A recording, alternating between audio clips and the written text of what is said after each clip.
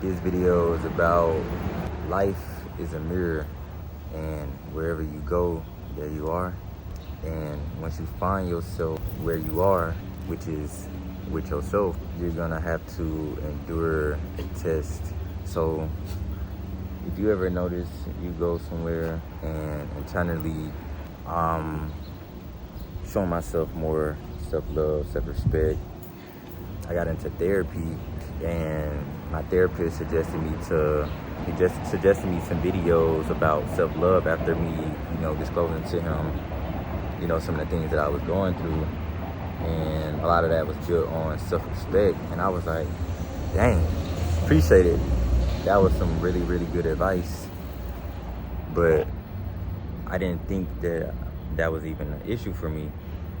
But long story short, I get to doing the work on self-love and self-respect. So that's my internal, I guess, lens that I'm viewing the world in now. Everything that I do, everywhere I go, I'm addressing myself with self-respect, make sure that other people are respecting me, respecting my time, my energy, my character, etc., etc. Not pushing it, but just being aware. And you find yourself that when you have a goal like that and you all find yourself there with the premise of internally respecting yourself and loving yourself, you're going to be tested. You're going to have to endure a certain test. And this comes in the form of either temptation, this comes in the form of you having to implement discipline, whatever the case may be. If you find yourself having, let's say, a lust problem, you may find that wherever you go, you see things that make you feel lustful, that make you feel tempted. And that's the irony of life. That's why life is a mirror, because you always gonna have a test, because life is a mirror to you, because it's showing you essentially who you are. When you ask for more money, life's gonna test you with how you spend the money that you currently have. When you ask for patience, life is gonna test your patience. And it's quite funny, it's quite weird the way that the universe works, the way God works. But I noticed that in my journey, that would happen every time. And the trap that I fell into was battling, fighting with that thing. And it's just like addiction. Most people who have addiction, they give themselves excuses. They battle with it in the sense of still being in the same environment, still allowing themselves to be, if you watch my last video, lukewarm, meaning, let's just say this, right?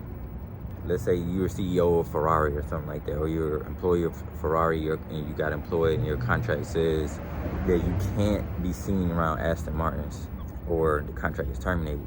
You're not going to even put yourself around those Ferraris, not even a little bit. And this kind of goes into like guarding your mind, which I think I did a video about a long time ago. I think the video is called something about the night or something like that. Something to do with the subconscious.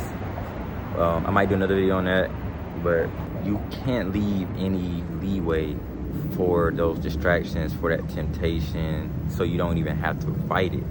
And if you do find yourself having to fight it, again, like I said, you're just gonna find more answers about yourself. You're gonna find more, you're going to be revealed to yourself. You're only gonna reveal more about yourself. And that's what I mean by being lukewarm, because when you're being lukewarm, you battle on a fence about, you straddle the fence like Humpty Dumpty when it comes to what it is you want to do, what it is you want to pursue. It's kind of like when successful people say, when I wanted it, when I had this goal, I wanted to be a music star, I wanted to be this, that, and that, I went all in. And they have no plan Bs, because in your mind, for some people this works. It might work for you, it may not work for everybody, but the point is, some people do experience success when they go all in. They don't leave themselves no other option to achieve what it is they want to achieve. And that's kind of what the premise of this is about. Life is a mirror, because everything that you do experience is from your lens, it's from your mirror, is from how you perceive the world internally. There's a lot of mosquitoes out here, a lot of parasites, but life is a mirror like that, because something about the alchemy of life is that it's meant to transmute certain experiences into I guess, greater experiences. I was just talking to my wife about this yesterday. When it comes to people like getting addicted to certain things, like how could somebody be rich in a house or a mansion, have all the things that they want and desire, at least physically? Like Elon Musk, for example, his money can literally wrap around the earth 3 times and then still reach the moon. That's crazy amount of money. And if you're not fulfilled within, like, ask yourself, why do people with money, like, why do they turn evil, or why do they have all these crazy ideas? Because they're seeking something internally that the money cannot buy. Seeking something internally that the money can't buy, and it's not fulfilled. And with that being said, the money is only revealing their true character. The money is only revealing something that was already in them, or revealed the potential that they had to do some of these atrocities or seek more power. But my point is that life will reveal to you who you are, and that's why life is a mirror. Life will reveal to you your character, your habits, your feelings about certain things, how you relate to certain things. It's all coming from within you. It's all coming from the inner eye, how you see the world. So that's what I mean when I say life is a mirror. And the whole deal with consciousness is that being conscious is just being aware. So if you're aware enough of this fact of life, you'll be able to see a lot more things clearly. You'll be able to move with a lot more direction in life once you know who you are. Going back to the self-worth and self-love thing, if you are Ferrari, you're not going to just allow anybody to buy that Ferrari. You're not going to let anybody just be able to come up in the store. Porsche, for example, I love Porsche. Gonna have one day, Porsche GT3 RS. I think to get one of those, though, you got to buy like 5 of them. So it's just certain things like that.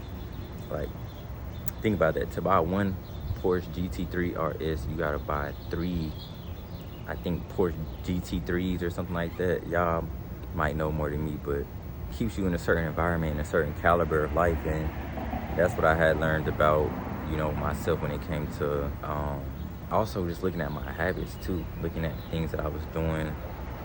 Life will reveal to you certain things about yourself. So if you faced with anything, I'm gonna end this video off. That's just a quick little, I guess, concept idea I wanted to talk about today. Life is a mirror. It will reveal to you things about yourself, because everywhere you go, there you are. And as far as enduring the test, you always have the choice. They say that free will may not exist, but there's always a choice. You may be predisposed or more likely to do things because of your previous or past environment, because of your previous ideas and thoughts, because of your previous identity, but you always have a choice to choose that. So during the test, once you know who you are, you have a basis to start from. So if you find yourself always asking yourself, why am I keep going through this certain thing? Why I keep going through breakups? Why I keep going through people and it's letting me down? Like, within yourself, because life is a mirror. So this is kind of a call to action to be more self-aware, more self-loving, more self-respecting to yourself, and not blaming the external world, but first by looking within. So I love y'all. Appreciate y'all for watching the video. Peace.